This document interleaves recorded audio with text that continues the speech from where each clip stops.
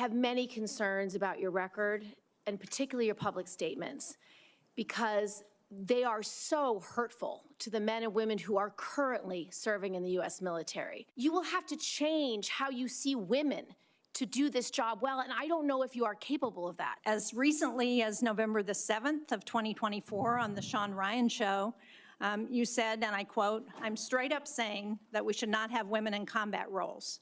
It hasn't made us more effective." What I'm confused about, Mr. Hegseth, is which is it? Why should women in our military, if you were the Secretary of Defense, believe that they would have a fair shot and an equal opportunity to rise through the ranks? If on the one hand, you say that women are not competent, they make our military less effective, and on the other hand, you say, oh no, now that I've been nominated to be the Secretary of Defense, I've changed my view on women in the military. Let me make a suggestion about what happened in that 32 days. You got a nomination from President Trump. Now, I've heard of deathbed conversions, but this is the first time I've heard of a nomination conversion. And I hope you understand that many women serving in the military right now might think that if you can convert so rapidly your long-held and aggressively pursued views in just 32 days, that 32 days after you get confirmed, maybe you'll just reverse those views and go back to the old guy who said straight up, women do not belong in combat. This hearing now seems to be a hearing about whether or not women are qualified to serve in combat, and not about whether or not you are qualified to be Secretary of Defense. And let me just say that the American people need a SecDef who's ready to lead on day one. You are not that person. Our adversaries watch closely during times of transition, and any sense that the Department of Defense that keeps us safe is being steered by someone who's wholly unprepared for the job puts America at risk, and I am not willing to do that. One of your colleagues said that you got drunk at an event at a bar and chanted, "Kill all Muslims." Another colleague, not anonymous, we have this, said that you took co-workers to a strip club. You were drunk, you tried to dance with strippers, you had to be held off the stage, and one of your employees in that event filed a sexual harassment charge as a result of it. Now, I know you deny these things, but isn't that the kind of behavior that, if true, would be disqualifying for somebody to be Secretary of Defense? Senator, anonymous false charges. They're not anonymous. And I'll just conclude and say this to the chairman. You claim that this was all anonymous.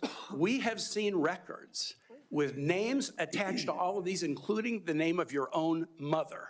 So don't make this into some anonymous press thing. We have seen multiple names of colleagues consistently throughout your career that have talked about your abusive actions, Chairman, I think he's over his time. He's way over his time. I now yield. Do you think that the way to raise the minimum standards of the people who serve us is to lower the standards for the Secretary of Defense? That we have someone who has never managed an organization more than 100 people is going to come in and manage this incredibly important organization and do it with a professionalism and has no experience that they can tell us that they have actually done that?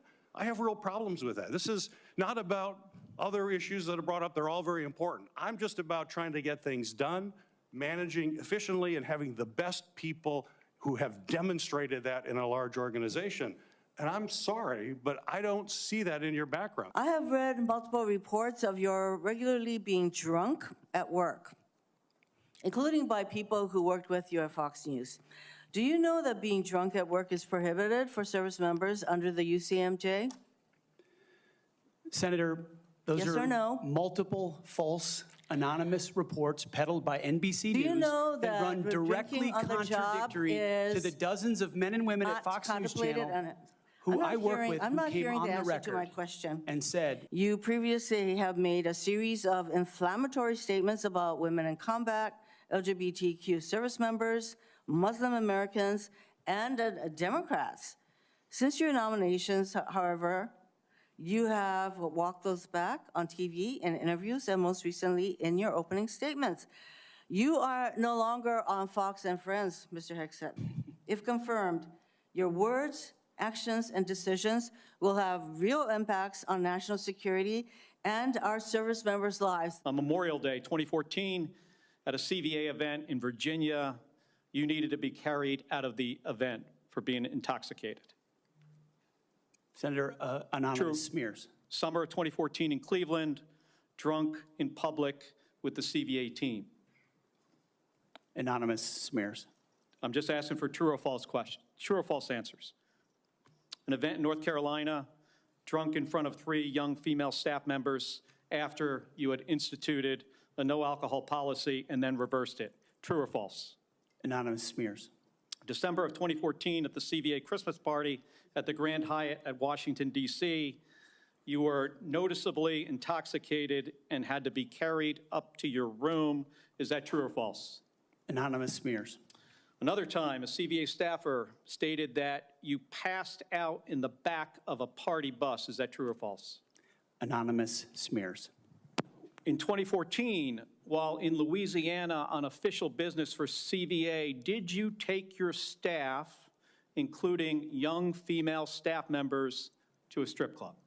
Absolutely not. Anonymous smears. We're hiring you to be the CEO of one of the most complex, largest organizations in the world. We're the board of directors here. I don't know of any corporate board of directors that would hire a CEO for a major company if they came and said, you know, I supervised 100 people before. Again, I'm going to go back to CEO of the most complex organization in the world. I don't think there's a board of directors in America that would hire you as a CEO with the kind of experience you have on your resume.